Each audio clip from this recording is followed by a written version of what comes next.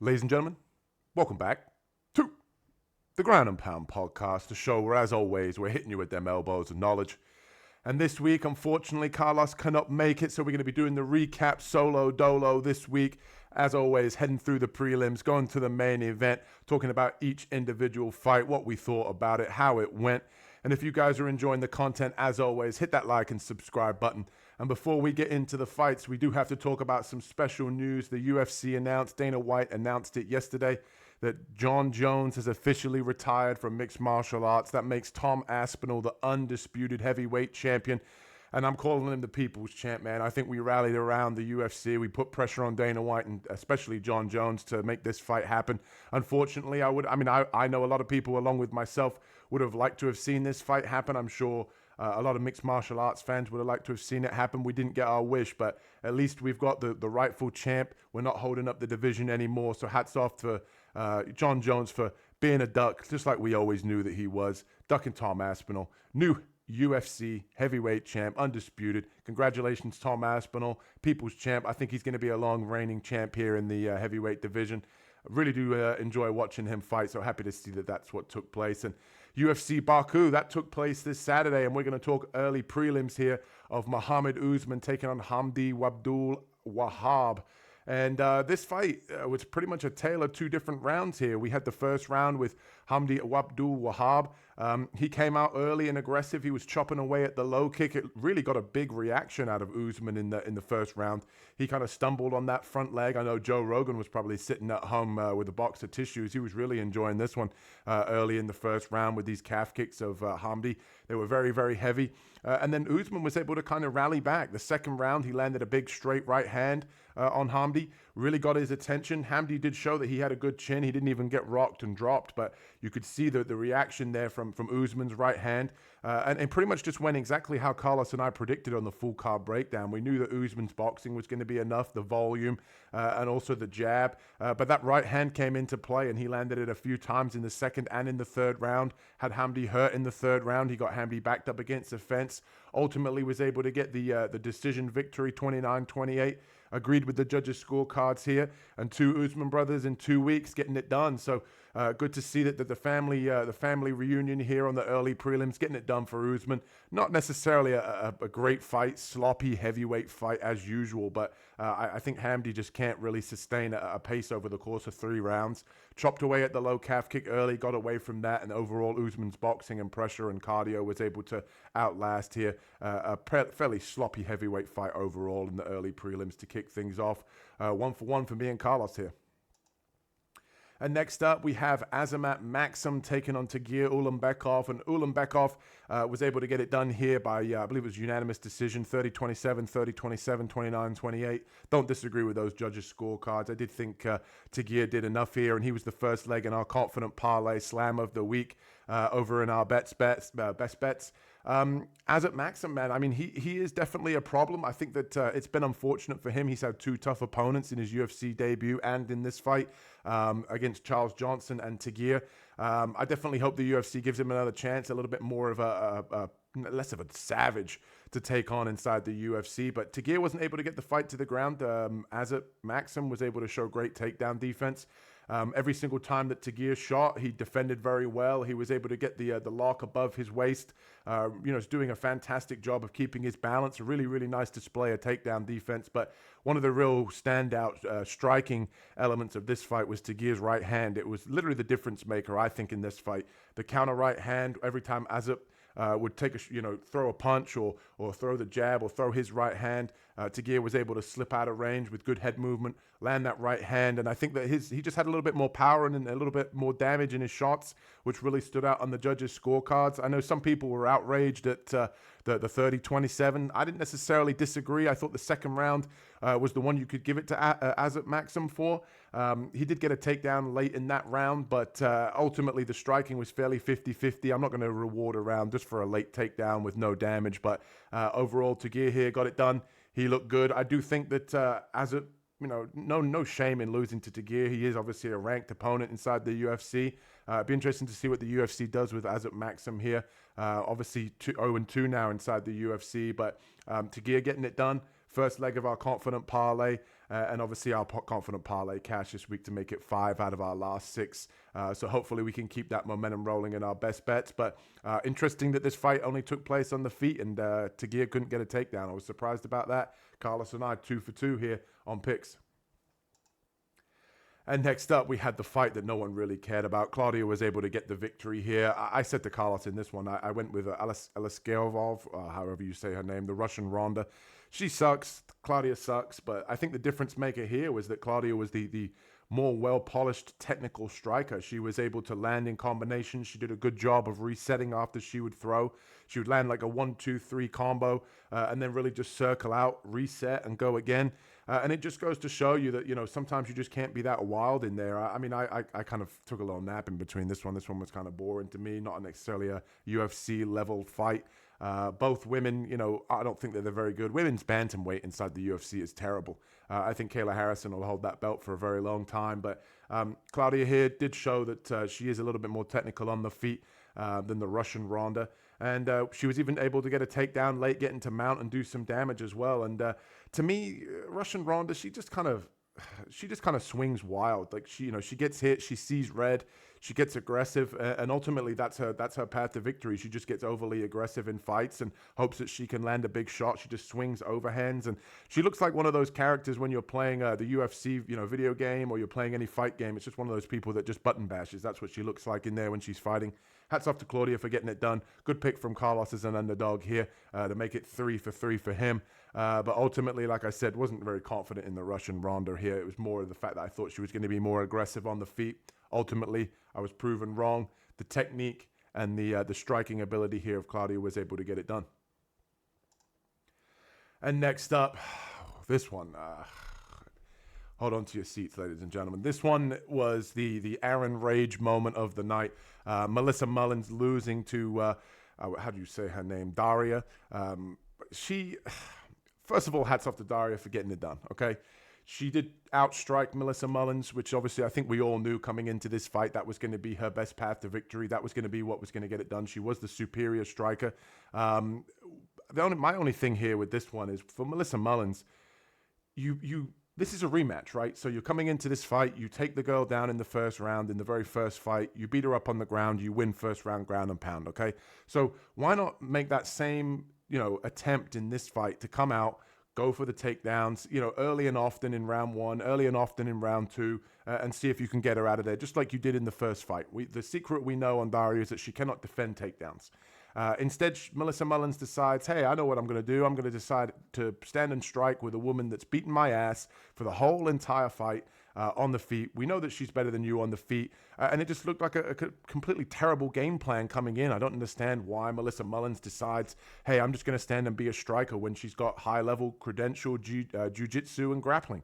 And the thing that made this even more frustrating, especially from a pick standpoint and a betting standpoint, was Melissa Mullins was able to get the takedowns late into each round. So 30 seconds left, she'd get a very easy takedown, get into mount or get into top pressure, land a couple of strikes. But instead of pursuing that early on in the round and timing a takedown early on in the round, she would do it with 30 seconds left and in a round she's already lost. It just made absolutely no sense. This is why I harp on about women's MMA just being dog shit sometimes. The fight IQ of some of these fighters needs to be assessed. It just makes absolutely no sense. Scream at the TV moment for me, for sure.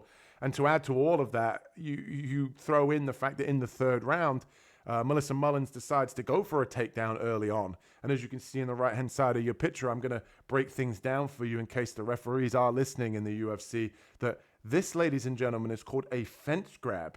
This is an illegal move inside the MMA cage and should result in some cases a point deduction, especially if it impacts a takedown, which it did. And I hate to sound like a sarcastic asshole, but that's exactly what we need to start doing with these referees, man. We need to hold them accountable. The referee comes in here and he says, hey, he warns the woman, hey, don't grab the fence. Daria, do not grab the fence. That is exactly what she did. She stopped Melissa Mullins from getting that takedown, getting on top, and she knew that she was down 2-0. She needed a finish. She went for that takedown early. She may have got the finish on the ground, and that was a huge moment the referee messed up on, where she, instead of taking a point, the referee or giving the takedown, or she literally held herself up with the fence. I literally just don't understand what the point is of having rules if we're not going to enforce them. How many warnings do you get before something is done? And then later on in the card, that same referee takes away 2 points on a different fight that we'll get to later on. So it just doesn't even make any sense to me. I mean, don't get me wrong. Was I pissed off about Melissa Mullins' game plan coming in? Absolutely. Was I pissed off at the fact that she was in our best bets and she ruined one of our parlays? Of course. But at the same time, she didn't deserve to win that fight, but maybe that was her opportunity there to get a third round finish that was taken away from her, but from these shitty ass judges. I just don't understand it. It makes no sense. What are we doing? At the end of the day, what was she doing? What was the referee doing? The whole fight raised my blood pressure, as you can tell. Moving on. And next up, the fight that exactly I was talking about, we had Park getting the unanimous decision victory here. And to me, this one was a little bit strange if you guys missed it. Park was having early success with the pressure. His opponent, Naimov, I think it's not Naimov, I'm just trying to think of his name. It'll come to me in a second. His opponent was able to kind of outstrike him a little bit in the first round. And ultimately, I think the fight was pretty close. And there was one moment, I believe it was in the early second round, where Park had one knee down. There was a legal knee here, and it caused a huge cut on Park's left eye. And ultimately, the referee had a decision to make here about how he handled it. And there was 2 eye pokes previously before that as well. That was no point deducted. And I was literally thinking to myself, is this going to be how the night's going to go for all of these judges refereeing decisions? Are we going to see a night where the judges just, hold on to all of their point deductions and just decide to warn everybody a million times instead of deducting points? But ultimately, it came down to the first time I've ever seen 2 points taken away in one round, which was crazy. I was all for it. I think you could have even disqualified him because Park had been poked previously in the eye twice. And then on top of that, you had that illegal knee. There was no debating it. You could see the knee was down. His opponent was able to land that knee to his left eye, and it caused a huge cut. Hats off to Parkman for living up to the Iron Turtle nickname. He showed toughness, and he actually went on to win pretty much every other round from then on out, the second and the third. So he didn't necessarily need the points, the point deductions in order to win this one. But hats off to him, man. He's tough as hell. I do like Park. Carlos and I both picked him as well, which was obviously happy to see him get the victory. But I would have liked to have seen him, his opponent, get DQ'd here. I thought that Park showed toughness, but ultimately I think that this was one of those cases where, the doctor definitely could have come in and, handled it differently. The referee could have handled it differently, and we could have seen, a no contest or a moment where we kind of just see that the fighter say something, or there's a translation issue where the fighter says, I can't see, or something like that. And the doctor comes in and makes a quick rash decision. But hats off. I think that the referee ended up doing the right thing outside of a disqualification. We ended up getting to see the end of this fight, and Park's wrestling ultimately proved true, and his toughness proved true going into the third round. Happy for him that it didn't end up going south for him, and he showed a lot of toughness. Cody Brundage could learn a lot from this guy, if I'm being honest with you, when it comes to a little bit of toughness and not kind of looking to the referee to bail you out. But hats off to Park, hats off to the referee for taking 2 points. Would have liked to have seen you do that in the Melissa Mullins fight, but we move. And next up, we have Ko getting the unanimous decision victory here over Oban Elliott. And I have to admit, this one was good for our best bets. We had the plus 3.5 here for Ko, but he won pretty much all. I think it was every single round, 30-27 here as a huge underdog. Hats off to Carlos as well for picking him as that huge underdog. And I knew that Oban Elliott shouldn't have been this big of a favorite on the betting line. I think he was something like minus 380 or something crazy like that. Coming in almost as a 4-1 underdog is crazy in this fight, and it just showed with the way the fight played out. I knew Elliott was going to struggle to get this one to the ground, which he did. A lot of the time, Elliott was only able to kind of clinch Ko up against the fence. Ko doing a fantastic job of showing that there's levels to this game for the Welsh gangster. He was able to get takedowns himself. The Korean Tyson, as he's named, was throwing wild hooks, landing to the body, getting into the clinch, using trip takedowns. And ultimately, he proved the problem. And I think this guy's pretty decent. I knew he was going to be a big sort of, what's the word I'm looking for here? A big factor in this fight was his Sambo. When I saw that he was the first Korean world Sambo champion, I knew Elliott was going to struggle to get him up against the fence and go for takedowns. I knew that was going to be an issue in a game plan Elliott was going to have coming in. I ultimately thought that he was going to land the better shots on the feet, but every time Elliott got into space, he would just shoot back in for a takedown. I guess maybe he felt the power of Ko and wasn't interested in hanging out at range with him. But ultimately, Ko getting it done. I was happy I made money off of him. I'm sure you guys too, if you were following the best bets, were happy that you made money off of him too. But I think the line was crazy here. But hats off to Carlos, man, for picking this guy straight out. He was able to show some balls and pick this guy. I couldn't get there with the Welsh. I couldn't get there with Ko. I ended up going with the Welsh gangster. But to pick a 4-1 underdog, guys, is the kind of content that we love here on the Ground and Pound podcast. So hats off to Carlos, man, for sacking up, picking Ko, and getting it done. And next up, we had Bogdan Grad here. Unfortunately, losing the decision here against Ulanbekov Naimov. Naimov here, this one, it's kind of a weird fight, to be honest with you, because Naimov was doing fantastic in the first 2 rounds. He had a really nice spinning wheel kick in the first round that landed on the back of Bogdan Grad. And Bogdan Grad just seems to be so interested in using his wrestling in every fight. He's a fantastic striker. I just think that Naimov was able to set up the striking a little bit better than Bogdan Grad. Bogdan Grad, he at one moment it was kind of clear that he was outclassed in the striking when he threw a spinning wheel kick of his own that was just completely whiffed. He didn't have a setup on it. Naimov's striking was a lot more precise in terms of him being able to set up his shots. And whenever Bogdan Grad would initiate the grappling, Naimov was able to counter it with grappling of his own, keep the fight on the feet, and ultimately get takedowns of his own. And I think once he was up 2-0, Naimov was pretty much ready to coast in the 3rd round, which ended up giving Bogdan Grad the ability to pressure forward and win the 3rd round just based on aggression and kind of forward pressure. But that was fantastic that he did that because, again, in our best bets, we had Bogdan Grad plus 3.5 at plus money. He was able to pull out the at least winning 1 round on the judges' scorecards for us to make that bet hit at plus money. And also my pick of Naimov was able to come true. And I think, to be honest, the world champion pedigree here of the Taekwondo black belt in Naimov, I think that was what really stood out to me on the feet in this fight. Both guys, had their moments, but I just think that the cleaner, the better shots in the first 2 rounds of Naimov was what got it done. And he did have Bogdan Grad on stanky legs in that first round with the spinning wheel kick. So hats off to Naimov for getting it done, making me look good. I know that Carlos did have Bogdan Grad, but I did think this fight was going to be quite competitive, which it was, especially in the latter stages of the fight. But I just think ultimately the technique of Naimov shined through here to get it done. And next up, this one, without a doubt, was the best fight on the fucking card. This was an absolute banger for as long as it lasted. Listen, man, if you did not see this event and you want to go back and you want to watch a performance, this is the one to go watch. Motta lost this fight by 2nd round knockout and still got 100 grand in bonuses. That tells you how good this fight was.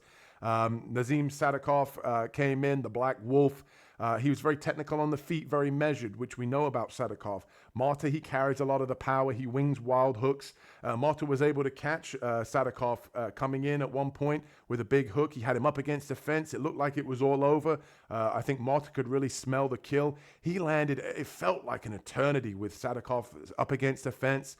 Kind of shelling up, rolling with punches. He was getting absolutely teed off on by Nikolas Motta. And ultimately, he was able to survive. And hats off to the referee for giving Sadykhov every benefit of the doubt to be able to stay in the fight. And ultimately, that shows true, Warriors mentality here. Sadykhov was able to kind of rally back in the 2nd round. Even after that first flurry in that 1st round, he did end up finishing the round strong. And I think realistically that the real factor here was Motta's power against the technician striking of Sadykhov. Sadykhov's ability to be able to roll with those punches, I think, was what able to keep him in this one. And Dana White was gracious, man. He decided to say, hey, I'm going to go out and show what I do for some of my employees, that I value them putting on a tough performance, putting on a great show. Like I said, Motta getting 100K. Fight of the night bonus for both guys at 50K. Performance of the night bonus for both guys, 50K, 100K each. Can't knock it. And Dana White making it rain on these hoes. Fantastic, great performance. Love the fight. And it was really impressive to see Sadykhov getting it done in his hometown, his home nation here of Azerbaijan. And the crowd went crazy, man. The crowd was really into this one. And this was a great fight overall. One of the best fights so far of 2025. And check it out. If you didn't, this is one to watch for sure. Hats off to both guys for putting on a performance, and Sadykhov getting it done in the second round with his technical striking, putting Motta down with the right hook up against the fence, dropped him, put him to sleep, and that was all she wrote. Dana White, thank you for making this one a nice matchup. This was a great fight. I enjoyed this one. And thank you for making it rain, baby. And next up, we had the second leg of our confident parlay slam of the week, the one that made you guys money again, 5 out of 6. We are now on this best bet. We had Orolbai getting the submission Kimura victory here over Musayev. And I said this one went exactly how I said on the breakdown, literally to a T. The thing I think everybody kind of forgot with this one is Orolbai coming into the UFC was known as a heavy wrestling top pressure grappler that looks for submissions. He grinds you to the ground, very much a Dagestani style of fighting. And I think after that Rebecki fight, people kind of thought, he's not this wrestler. He's a full round MMA fighter that will, strike and wrestle, which he will. He does have that in his back pocket. But coming into this one, I just knew that Team Alpha Male and himself were going to come in here and go for the wrestling and mix in the wrestling, especially after the damage he took in that Rebecki fight. We talked about that one being one of the best fights we've ever seen on the full card breakdown. But ultimately here, Orolbai getting it done with that Kimura. It was a pretty nasty Kimura too. You could see the grimace on Musayev's face when he was in that Kimura. And the referee had no choice but to stop it. I don't remember if I saw a tap or if it was a verbal tap. I'm not too sure. I think he might have tapped on kind of the back of the leg of Orolbai, but ultimately Orolbai getting it done here. Very impressive. And one of the things I did like that I do want to point out about this fight is this is what you do when you need a takedown. You get a takedown by forward pressure, moving the guy back, slipping, shooting him for a takedown, getting the takedown. When the fight ends up back on the feet for whatever reason, I think there was a stand-up, the referee stood him up. I forget how that took place, but the fight ended up back on the feet. The second it was back on the feet, Orolbai was right back to forward pressure. He didn't stand at range. He didn't think, oh shit, I've been, stood up. I need to get my striking going. No, he didn't deviate from the game plan. He went right back to what worked. And I knew when I watched tape on Musayev that his submission defense isn't the best. I think it's 4 submission losses now. And ultimately he got it, proven that Orolbai's grappling was obviously levels above. That's why I picked him. But I just knew that Musayev was going to tap if it got into that tricky ground game of Orolbai. Orolbai getting it done here. And I was happy that we were able to cash again for another week of our best bets. And I'm a big fan of Orolbai, man. I like this guy. Very impressive, very gritty, can strike, can wrestle. Getting the submission victory. No lay and pray here. Getting it done here in our best bets. Let's go, Orolbai. And next up, we had Curtis Blaydes getting the split decision victory here over Kuniev. And I got to say, man, I actually disagree with the decision. I don't hate it. I think the third round was very, very close. And the first thing I was very surprised about, which took me by surprise, was Curtis Blaydes came out and wrestled. Like, holy shit, in 2025, Curtis Blaydes fucking wrestled. Since when does that happen, right? We've seen with Curtis Blaydes, he fell in love with his hands. He's been one of these guys that, he's kind of fallen in love with throwing the jab, the 1-2, and just keeping fights on the feet, tapping the low kick. But he actually came out and shot a blast double. Very nice takedown on Kuniev, who's a high-level wrestler himself. And he's very explosive, Curtis Blaydes. When he goes for those takedowns, they're a fantastic tool. He is very fast for a heavyweight and explosive, especially early. The reason I thought that Kuniev was able to win this fight, which is why I was a little bit disappointed in the overall judges' scorecards here, was one judge obviously gave it to Kuniev, the other for Curtis Blaydes, the other 2 for Curtis Blaydes. But I felt like after the second round, it was 1-1. The third round going into it, I thought 1-1. Kuniev landed the better shots and the better striking. He was able to keep the fight on the feet. Curtis Blaydes got tired in the second round. Curtis Blaydes was able to get takedowns. He landed the better shots in the first round. But round 3 was kind of all up in the air. It's just depending on how you scored it. I thought Kuniev landed the better shots on the feet. A lot of the moments Curtis Blaydes had in the third round were really him just taking the back of Kuniev and just kneeing him in the thigh, landing knees to the ass of Kuniev. I would have liked to have seen the judges kind of reward the bigger strikes here of Kuniev. It was a very close, split decision. I don't disagree that it was close. I just felt like, you got to reward the damaging shots of Kuniev here in the third round. But maybe Blaydes goes back to the wrestling and we see the old Curtis Blaydes. But not a fan of the decision. I thought that Kuniev could have got it done, even though I did pick Curtis Blaydes. Maybe we see Curtis Blaydes go back to the wrestling. Be interesting to see what we see from him moving forward. But I would have liked to have seen the judges reward the striking and the damage of Kuniev.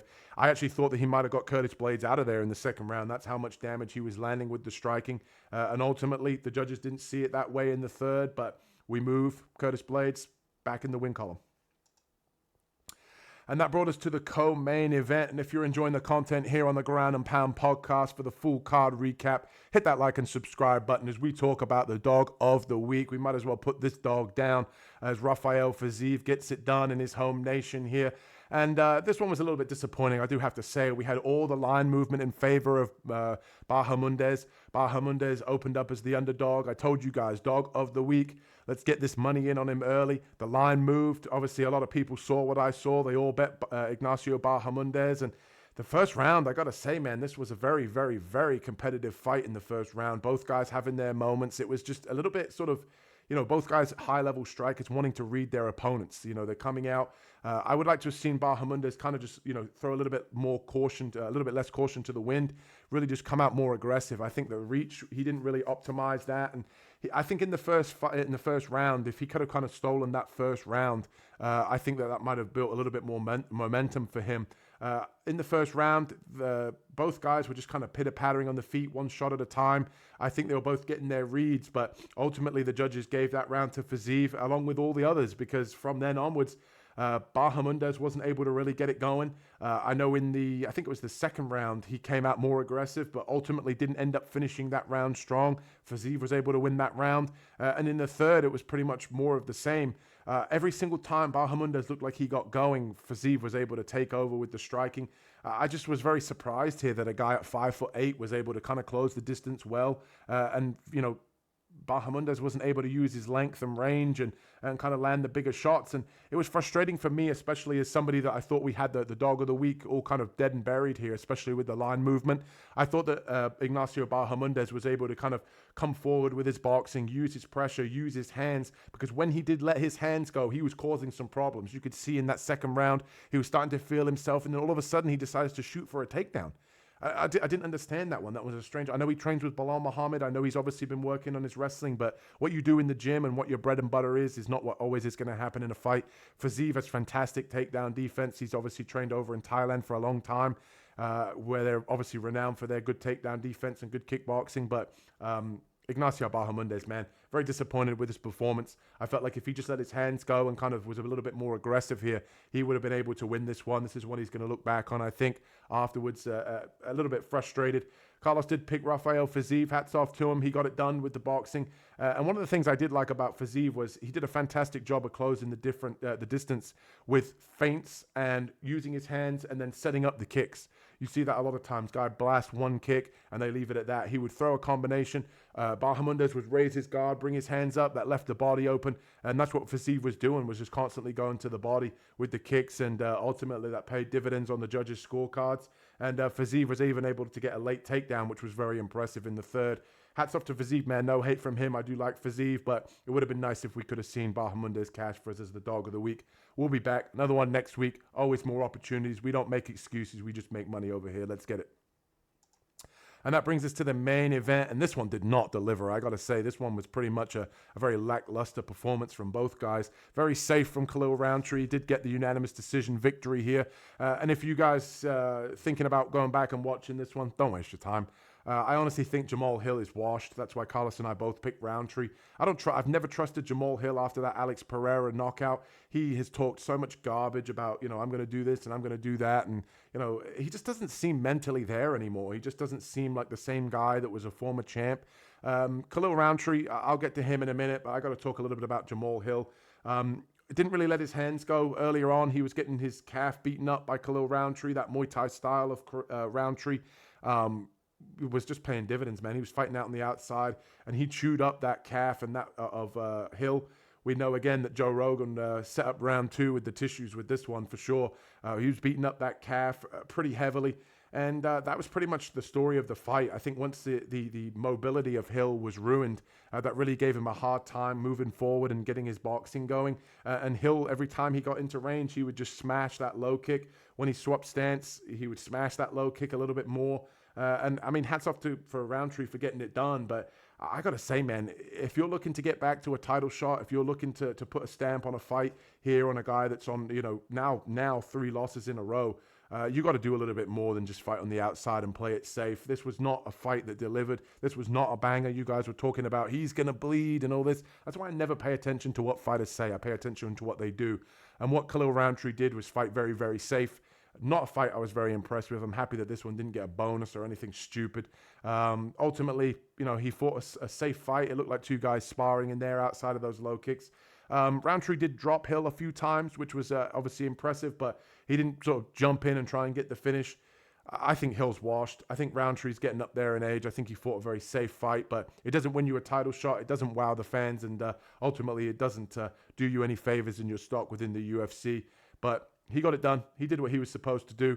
And like I said, I think they need to take a note out of Sadykhov and Motta's book here. That was the fight of the night. I think you guys didn't deliver, but ultimately, pick was correct. That's all that matters for us here on the Ground and Pound podcast. And one thing that matters for you is that I let you guys know what's coming up here on the show for the Ground and Pound podcast. We have the full card breakdown for UFC 317, Charles Oliveira, Ilia Topuria. Really excited for that one. I'm going to leave a link in the description for one of the videos that Carlos and I did earlier on this month.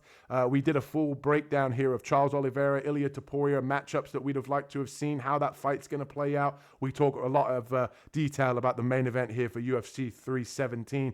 And as always, dog of the week, my favorite betting underdog on UFC 317.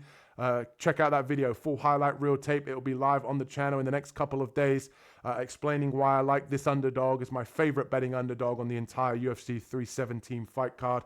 And a little music video there for you that'll be coming along for your entertainment. And also the PFL World Tournament is in full swing right now. Carlos and I will do a full card breakdown here on the channel. Keep an eye out for that one. That one will be live shortly in the next couple of days as well. I absolutely crushed PFL last week. I think it was something like 11 of 13 on picks. Best bets did very well on that one as well. And our best bets have been rolling other than the dog of the week, man. We've been cashing. Parlays have been hitting. Money lines have been hitting. Plus 3.5s have been hitting. If that's not worth a like and subscribe, I don't know what is. And like I said, Carlos couldn't make it this week. He'll be back. Or as the famous Arnold Schwarzenegger used to say, I'll be back. And we'll be back. And we'll catch you in the next one. Peace.